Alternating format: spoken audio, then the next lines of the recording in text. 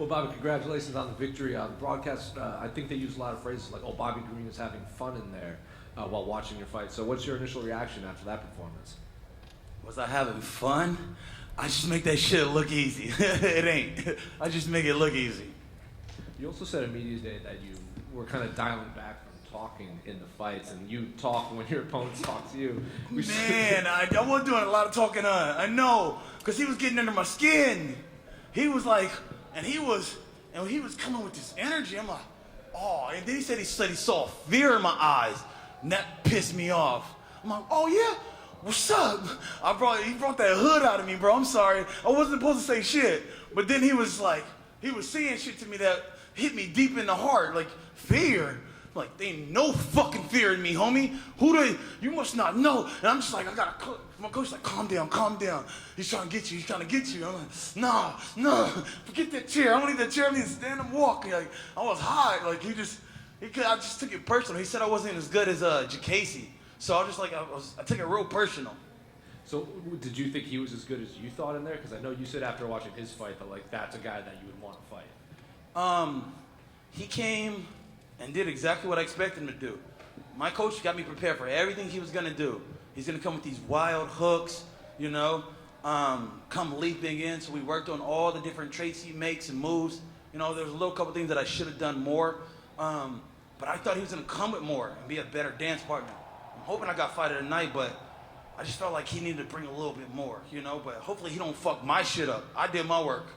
And the crowd was audibly chanting your name. They were chanting Bobby a lot throughout the fight. And then even at the end when Daniel Cormier asked you about it, you kind of had to cover your face and look away for a second. So what was going through your mind? That's fucking nuts. That's fucking nuts, I just felt like maybe I'm getting a little bit of respect, or people are starting to understand me more, understand what I'm doing. When I was first coming in, people were telling me shut the fuck up, telling me I talk too much, telling me I'm too cocky. And I think they're finally starting to understand that I'm not that person. I'm just here to put a show on. I'm here to get the crowd live. And it was live. Though nobody had a reaction to him like that, John Anik ended your fight with saying that if Bobby Green's not careful, he might find himself ranked real soon. So what do you want for your moving forward for your career? What do I want moving forward? A whole lot of money. I don't care about the rankings, all that stuff. You'll be ranked. I was ranked number 6 before in the world. You'll be ranked today and you'll be out tomorrow. Who cares about the rankings? What I care about is that check and making sure that my family's straight. That's all that matters. Put whoever you want to put in front of me. Just make sure it's exciting. Make sure that we can get the crowd going. We can get them into it.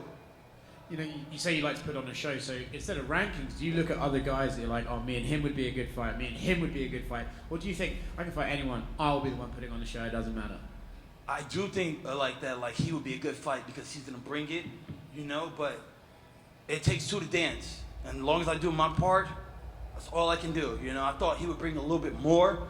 All I can do is my part. I'm just, all right, let's go. I kept telling him, let's fucking go, bro. Like, what's up? You was making it seem like you wanted this. Now it's right in front of you. Here's your opportunity. Shoot. I mean, maybe it's just not that hard to punch you, man. I'm different than everybody else. I keep telling you guys, I'm different from everyone else. My style's different. And it's hard to adapt to what I'm doing and to learn what I'm doing. And until you get in there, you won't understand it. So you saw him, you said you wanted to fight him. Is there anyone else out there right now that you've got your eye on? You think, okay, me and him next? Interesting. No. I could say 1,000 names, and I never get all any of the names I get. Every time I say a name, I never got them. So I just kind of let the bosses do their job. Sean Shelby knows, hey, and Jana knows, hey, let's put him over here. Be honest, I wasn't supposed to take this fight, okay? This wasn't supposed to be my fight. I just jumped in. He was actually supposed to fight someone else, and that person pulled out or got hurt. I don't know, but I hopped in, and that's how I am. I'm the guy to, just come in and make the show happen. I jump in on the last minute, and hey, you didn't even know I was the only one to be on the card. People are like, what? He's on it? Oh, cool, I'm in now. They don't even know I'm coming. I'm the best kept secret. I sleep in there, the little sleeper, I come in and sneak in. Hey, I'm here, It's kind of related to that.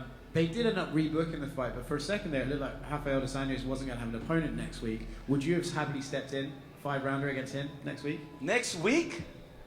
I mean, you can't now. He got rebooked, but I'm curious if you would have. You don't want that answer, brother. You don't want that answer, because I'm cutthroat, okay? I'm cutthroat and I'm fucking real, okay? And I know shit that you don't know is behind closed doors, and I'll fuck people's lives up if I say what I want to say. So I'm just gonna shut up and not say anything at all, okay? Trust me. Maybe when I see you on the side, I'll tell you what's up. You know what I'm saying? Bobby, over here, one person, like you talked about wanting money fights and all of that, one person with whom you've had this sort of rivalry thing going back, Jalen Love. Do you still harbor ambitions of one day getting to fight him? Jalen Love? Hey, bro, I'll fuck that guy up. Fuck that guy. You know, he thought he was gonna punk us MMA guys. We could box too, bro. Don't think we can't box. And like, a lot of them boxers be trying to bully us, you know? I can box with the best, you know? Put me in there with any boxer, I'm gonna box with the best, you know? My style's different, but there's some boxing in there. I love to box. Tell Jay Leon, I said, what's up? He came back to the ring there on the undercard of Jake's last fight. Are you, like, obviously you didn't get to see it, it was only just for the people in the arena, but came back at cruiserweight a bit weird. Like, and it was only for the people what? It was only for the people in the arena, it wasn't on TV. Oh yeah, exactly. That means he ain't fucking entertaining. What do you make of him making a comeback, and do you think he's a realistic future opponent for you, or is that just kind of pie in the sky talk? Future opponent. If I can cross over there or if he can come over here, which one would that be? Because I would have to leave and I can't get out of contract, you know? Mm-hmm. And so I really don't got much to say about guys like that. I'm not going to even give him too much clout. You just tell him I said, in your face. All right, thank you, Bobby. Hi, Bobby, over here. What's up? The great city of Houston loves you. You can tell by the fans' reaction to you. How do you plan to celebrate with such a great victory in this great city? Man, I just want to love my family, you know, go home. I haven't seen none of my family, like my kids. I haven't seen none of my friends. I've been locked away for the last 5-6 weeks, you know, getting ready for this fight. So I just really want to go home to the people that mean the most to me, give them a little love. Be honest, fighting is my side job. I'm going to keep it 100 with you. My coach was telling me the other day, like, fighting's your side job. I got other things I do. I got to go back to work. So I do everything. I don't stop working, bro. Like, when they call me, I'll get back in the I'll get back in the camp and do what I got to do. But I got work to do. You know, I do taxes. I'll be in a warehouse. I'll be doing so many other things, bro. Like, I really do. I got so many other jobs and so many other businesses to make money. Whatever way I got to make money. Do you have a message to send to your family if they're watching this right now? The same message that I always have is I'm here to inspire, here to motivate. Jeremiah, Isabella, Tabitha, Jacob. Jacob, happy birthday, by the way. My son's birthday was on the 10th, so happy birthday, Jacob.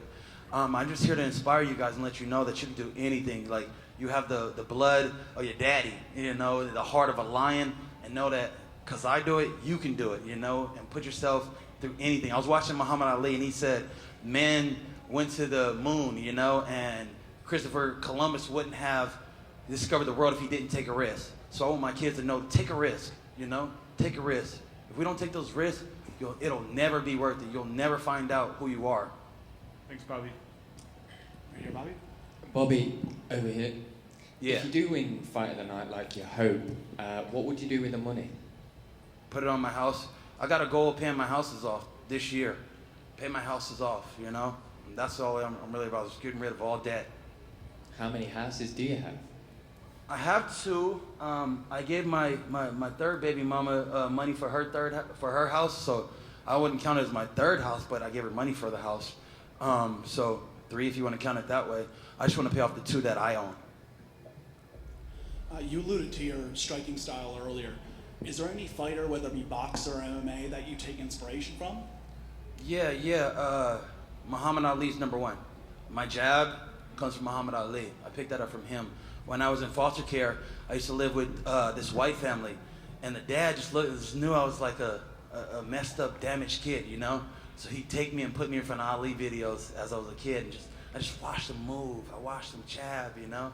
And so that was the first beginning. And then Floyd Mayweather, that's why you see the shoulder roll and all those things. Floyd Mayweather, I watched every Floyd Mayweather fight. It was like a ritual for us to get together, because he was the only black person that we had to look up to fighting-wise, you know? And I even dissed him for a minute, you know, because that's a whole long another other story. But I dissed him for a second, but I still have to put respect on his name and know that I took some of his skills. What do you make of boxing pundits that say Tyson Fury could be the most talented heavyweight boxer ever? You gotta give it to the kid. I love that. I love the dude. And more than that, I love his style. He's an excellent person mentally and what he brings. You know, he brings a whole package. You can let him talk all day and he fucking talks circles around you, you know? So Tyson's fucking dope. The Gypsy King. Just taking one back here to Texas. What do you think about you that resonated so well with them? Is it the things you say, or is it the manner that you carry yourself and what you do, willing to go out there and fight? What do you think that you had such a big pop here? If I had an idea, I'd do it all the time. I can't tell you, bro. I'm surprised myself. You know, it's just happening. I think people are just trying to catching on a little bit. You know, I'm just being me, brother. I'm who I am, and if you accept it, you accept it. You know, I'm just a loving individual trying to spread a little love, a little happiness, a little light. Hey, they fucking loved it, and I love it too. You know. Congrats on victory. Thank you guys. Anything else? Peace.